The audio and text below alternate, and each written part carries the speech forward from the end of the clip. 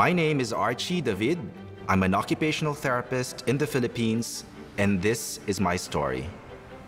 One of the main reasons that really inspired me to study in Australia and apply for the Australia Awards was the knowledge that I knew instantly that taking the course would empower me to become a better occupational therapist, especially after seeing the curriculum of the University of Queensland will significantly help develop me professionally, and that would equip me with new perspectives and skills that would help uplift the profession here in the Philippines and ultimately help the persons with disabilities who we are sworn to actually serve. My master's in Australia underpinned the importance of what we call in occupational therapy an occupation or performance-based approach. So this veered away from the very traditional medical model wherein clients are practically seen as disorders or people with conditions or diseases.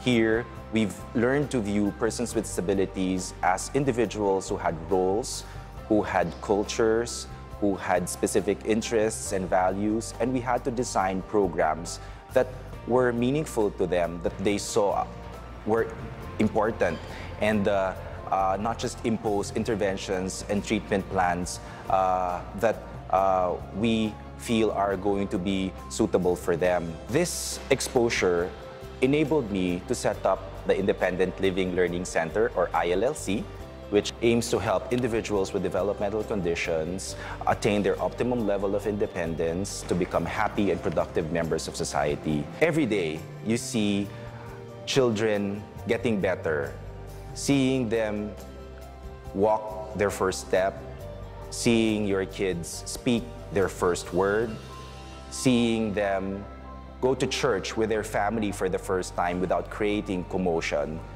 gives us so much fulfillment. We, of course, have students who have progressed tremendously to the point that they are now included in the mainstream society.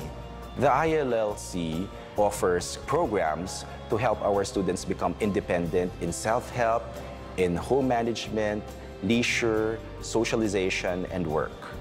From my master's in Australia, I was able to gain very rich perspectives and skills on how to facilitate work rehabilitation. I knew that there was a need for a program for adolescents and young adults, and these are transition and work training programs. These programs were designed specifically to help individuals with developmental conditions develop work skills that are important for eventual employment. We have produced food checkers, bartenders, clerks, assistant librarians, encoders, all doing their parents proud. Oh, it's great to have employees from Independent Living Learning Center because they inspire our people, our employees, and it's one of our company's advocacy to help these people with special needs. As an occupational therapist, I actually felt that there was a dire need for therapy services for children who come from very poor families. These are families who live in slum areas as informal settlers, families who wouldn't even have the means to pay for a tricycle or a jeepney ride to the center. And the solution to that, I felt, was setting up community-based rehabilitation programs in various local governments, including Mandaluyong City. In the CBR approach, we train not just family members, but also community helpers, such as village health workers, public school teachers, social workers, to help identify who among the kids in the city are at risk of having developmental conditions.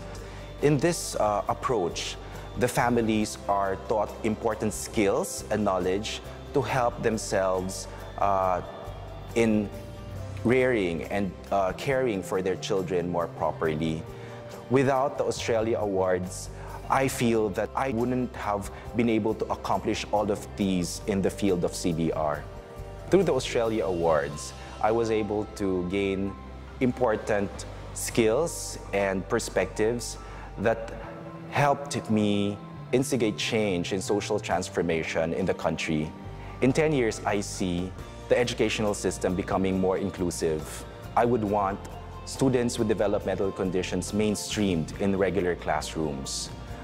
I also dream of having CBR replicated nationwide, and I aspire to help the Philippines graduate from being a recipient of knowledge to that of being an innovator and contributing new bodies of knowledge that would help the global advocacy for a more barrier-free world for people with disabilities.